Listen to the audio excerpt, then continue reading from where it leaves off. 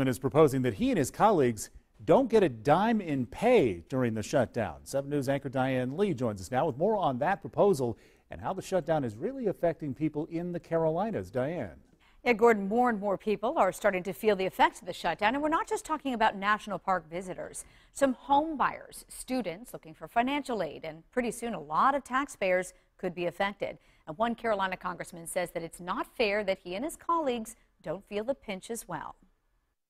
The U.S. Constitution says representatives in Congress must get paid, but South Carolina Congressman Ralph Norman wants to change that, at least during any government shutdown, and he's proposed a constitutional amendment.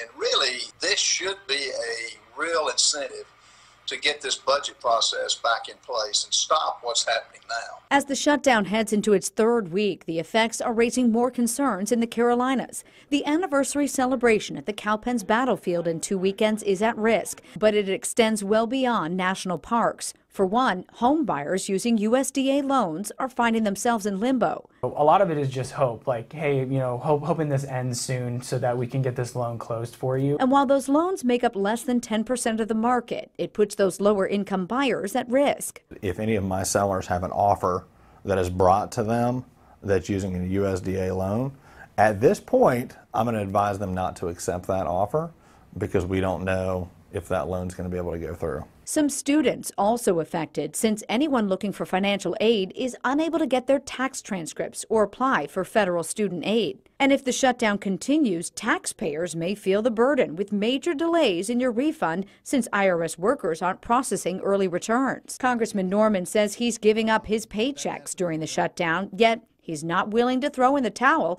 hoping the president succeeds in getting his wall. I'm prepared to sit up here till whatever time it takes. We can't relent on this.